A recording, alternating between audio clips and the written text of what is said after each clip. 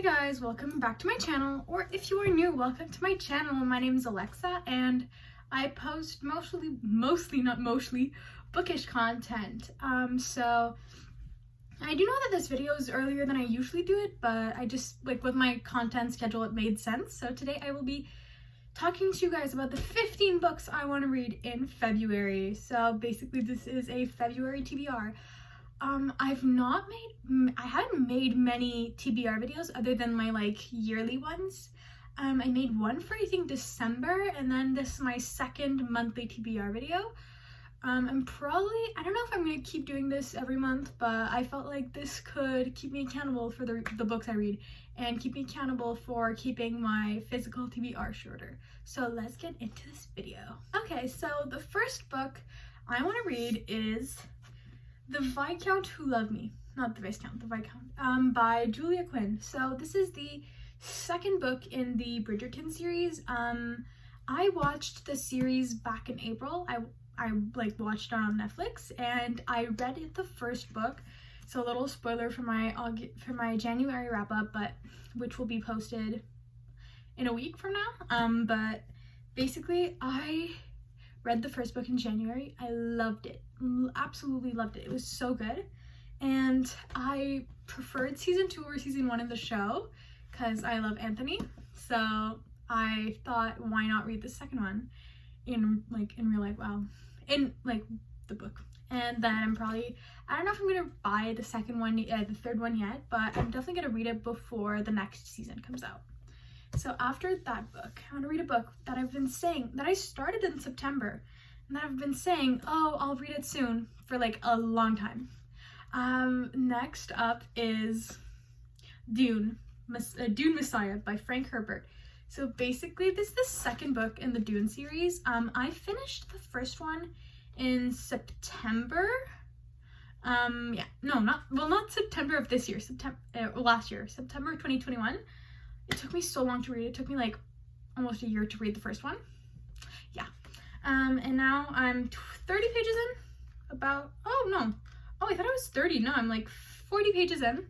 And basically I can't stop. I read 15 pages and then I stop, but I really need to read it since it's 15 pages. And I already have a third one, so I can't DNF the series. After that book, I would like to, so basically February is a month where I want to finish a lot of books that I've already started. And one of those books is The Gathering of Shadows, by V.E. Schwab. So basically this book I started in March last year. I'm 200 pages in. I enjoy it, but it's just, I've been having trouble getting through my fantasy books. So I thought, why not try to really finish it this month, this upcoming month. Because I love the series, I love the characters, but it's just so hard for me to get through fantasy books that aren't YA, really easy to read, because I've gotten so used to reading romance novels. I mean, there's nothing wrong about that, but I just can't read as many fantasy or sci-fi books as I used to be able to. So after that, also, little warning, there will be a lot of romance books in the month of February because it's the month of Valentine's Day, and I've been putting off reading some romance books to keep them for February, even though I've been wanting to read them. So yeah, after that one to finish. Oh my god, what's the name of this book? A Lady's Guide to Mischief and Mayhem. This one I once got 50 pages through, but I can't remember anything, so I'll restart it. But I've been I was really enjoying it. It's a really it's supposed to be a romance, I think, but it's kind of I think it's in the Victorian era. It's in 1865 in England, and basically it's about this girl who she's trying to catch a murderer, or someone who stole something, or someone who's been doing crimes, and she's also a journalist, a female journalist, so she isn't taken as seriously as male journalists. I'm not completely sure what it's about, and I don't feel like reading the whole synopsis in front of you guys just because it's gonna take so long, and I don't want to take too long and bore you guys. So just, yeah, you'll hear more about it if I finally read it in the month of February. You'll hear about it in my wrap up. So yeah. After that book, I want to reread one of my favorite books. I I know it's not the summer and it gives off summer vibes, but seasonal depression has been hitting different lately, so but like why not read a cute summery favorite? And of course that book is The Spanish Love Deception by Elena Armas. So this book is fake dating trope, which, if you know me, is one of my favorite tropes of all time. I read so many books with the fake dating trope, and I think I've loved every single one. So of course I love this one.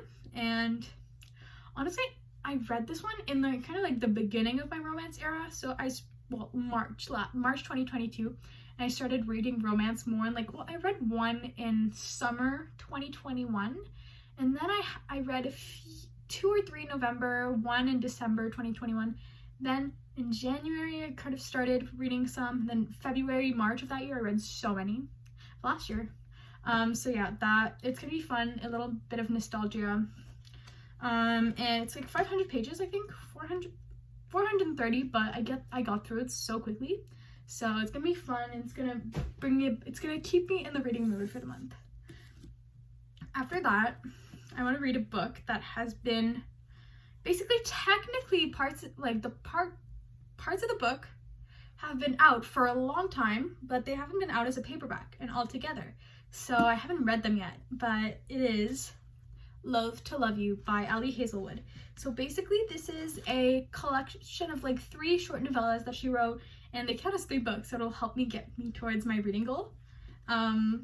And basically I started listening to the audiobook of one, but for me, if I can't find if the physical version doesn't exist somewhere, like as an ebook, even though I won't read it as an ebook, I'll have a lot of trouble getting through an audiobook, because I don't know why. So I hadn't finished it, but I just thought, why not get it, because it's Ali Hazelwood and I will read anything Ali Hazelwood writes. After that, I want to finish While We Were Dating by Jasmine Guillory. I'm 55 pages through this one already. I really love it. It's really cute, and once again, I just have trouble sometimes getting through books. Started it in September, but I just haven't finished it yet. Like most of the books I've started, I don't DNF books. Sometimes I put them away for a little bit and then I'll pick them up again. So that's what happened with this book. And it looks like, it's romance, so I just have to read it this month. Then I want to go back into my middle school era. It's the only book of this author that I own that I haven't read yet, and of course it is Paper Towns by John Green. When I was in 7th grade, I read The Fault in Our Stars, I think like 5 times that year, but I just never ended up reading any other of John Green's books. So I thought, why not take the opportunity and read the ones I have, and I'm trying to get through my physical TBR. And this one I got like used for $4 once. So I'm gonna read this one.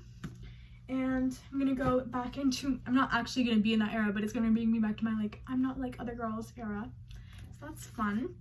Then the next book is a romance that I've been wanting to read for a while, because the movie adaptation is coming out, I don't know when, but Kit Connor is playing the male main character, and I love Kit Connor. I loved him in Heartstopper. I love him in anything he plays, even though I've only watched Heartstopper with him in it. So that is A Cuban Girl's Guide to Tea and Tomorrow by Laura Taylor Namey. Look at how cute the cover is. It is adorable. It's pink and it radiates Valentine's Day vibes. I don't even fully know what the book is about, but I just know that apparently the guy works at a bakery and she moves to England. I just know that I love her cardigan on the cover, and if it's romance, I'll pick it up. Honestly, that's one of my things. If I see a book and it's romance, I'll just pick it up.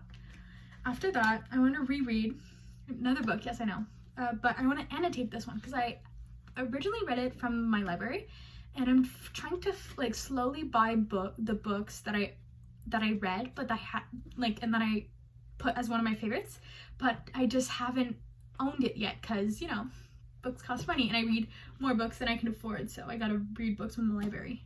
That book is The Inheritance Games by Jennifer Lynn Barnes. If you haven't read the series, go do it now. I loved every single book.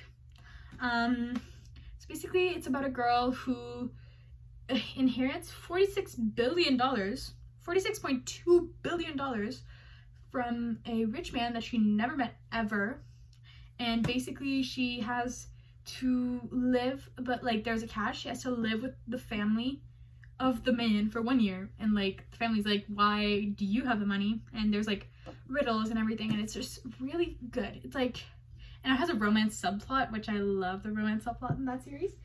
And I'm just mad that I can't own the entire series in paperback yet, because the Final Gambit in the like US paperback isn't out yet, so I'm just gonna have to wait for that to buy the rest. Well, I'll buy the Hawthorne Legacy before that, but yeah.